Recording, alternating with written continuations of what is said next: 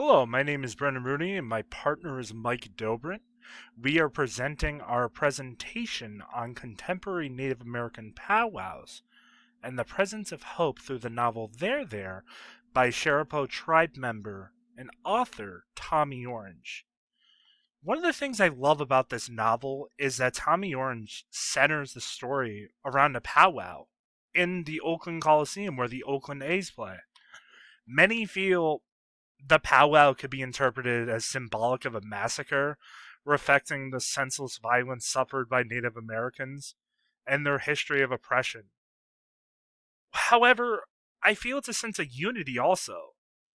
It seems that Orange intended for the powwow to represent a chance for his urban Indian characters with identity issues to connect with their heritage, while at the same time being symbolic of a massacre. He wants to show that the bloodshed occurred, but that the hope can still linger and that generations can rebuild. Tommy Orange he's not afraid to toe the line between charade and reality. Though he never shows aggression or defamation towards other cultures, Orange just reiterates he wants the full image of history to be showcased.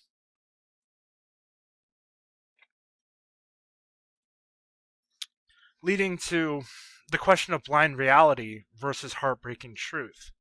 For example, one of the early sections of the book is predicated around the foundation of what truly occurred on the first Thanksgiving. Quote, in 1621, colonists invited Massasoit, the chief of the Wampanoags, to a feast after a recent land deal. Orange italicizes that meal is why we eat in November, referencing Thanksgiving. He continues quoting, 2 years later, a treaty was signed and 200 natives dropped dead from an unknown poison.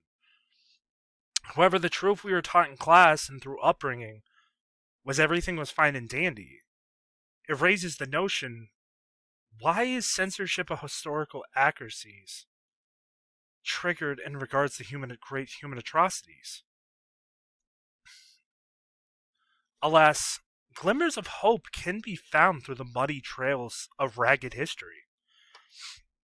It's clear Tommy Orange's aspirations and a sense of hope for Native Americans and people of indigenous culture can be found in almost every chapter of this novel. Due to the simple fact every character harbors a different piece of himself or embodies the essence of Native culture. Now, one thing I want to make clear is that we understand the book showcase the brutality of humanity's atrocities towards people of indigenous culture before our society and country reached the pinnacle of where we are today. But the running theme of the book is hope. It's weird, but it's also truthful. At the end of the day, when you're finished with the novel, it leaves you with a sense of a lingering thought. What if you were Native? And how can you showcase empathy to the people who truly are and the ones who aren't? I will say with modern day groups such as a tribe called Red, who incorporate powwow music with a sense of dubstep or electronic beats, and Tommy Orange putting his name out there and being a monument of change, and other authors who are people of indigenous culture as well and hearing their voices and representation coming forward, it's clear that the future is starting to take shape and the presence of the past is beginning to fade. However, the balance of heritage versus survivance is another main theme in this story. Tommy Orange utilizes the battle of this age-old conflict by showing two characters on both sides of the battle. The first one is Orville, who wants to don his regalia. He's a 14-year-old kid, wants to attend the powwow, where fitting the climax of the story takes place. However, his grandmother Opal never dives into her native background, and in turn shuts herself off from the terrors of the past she truly witnessed. I feel Opal in this case is symbolic of the pain that Orange received from his parents when he was a child. Hence why, growing up, he went on to explain writing this novel was from a position of loneliness in an interview with PBS. In this case, I feel Orville is Orange wanting to connect to his native culture, whereas his parents are Opal saying, no, we can't go back down that road. It's too painful to open up those wounds. However, to understand the present and to move forward to justify the future, we need to reflect on the past. Leading to my point of the history behind the powwows. Mike did the research on this. The term powwow derives from the Algonquian Indian word powwow, which means he dreams. In this definition, powwow had a personal, reverent, religious significance. Contrasting with this definition, the contemporary powwow is usually open to the public and is a group-oriented social event. Did you know the first powwow in Oklahoma was Ponca Well powwow? That transpired in the year of 1879. The tradition started out in the Northern Native Territory around 1879. The territory was truly intertribal. It housed approximately 67 various tribes. Many tribe members traveled by horse as far as 100 miles to participate in singing and dancing in the festivities at the Ponca event. These included the Omaha, Ponca, Ka, Osage, Pawnee, and Oto, Missouri tribes. The Helashuka, or men's warrior dances, dominated the Ponca powwows. However, the powwows do come with a set of rules and regulations. Everything in life has rules, and there's always regulations to follow. For example, Rule 1, don't make comments or wear clothes that people consider offensive.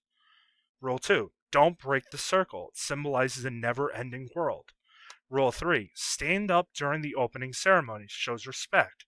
Rule 4, when drum groups plays, stand when your neighbors stand. It's a sense of harmony and unity. Rule 5, show appreciation to military members. Rule 6, don't touch your regalia.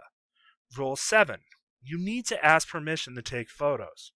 And Rule 8, don't ever try to barter with the vendors. It's a sign of disrespect. Look at the Powwow Regalia. I want to just say it's truly incredible in the colors and the fabric and the materials and the craftsmanship behind it. It's beautiful to see a collection of eagle feather and items that reflects not only their lives, their interests, but their family background and bloodlines. It's a self-expression that blends historical and modern dress perfectly together. The regalia is a reflection of your community traditions and not only your personal tastes, but it's a commentary on what makes you who you are and what tribe you truly come from. Look at the Powwow Dance. I've actually witnessed a couple of these on YouTube, and they're truly magnificent to watch. The colors, the unity, the harmony, but it also comes with some minor things. You always have to have your regalia on. You always have to wear a form of headgear. It's a sign of formality. You need to make sure all your accessories are securely fastened before stepping into the circle. And if an eagle feather falls off while you're dancing, everyone will protect it until it's retrieved, cleaned, and returned. Follow those steps and you'll have a great time. Now, I want to say, and I always close with this, the future is currently being written, but we must learn from the past. I feel the novel of There, Tommy Orange utilizes the concept of a powwow, which is harmony in a way, and he dreams is the true concept behind it. As a sense of unification.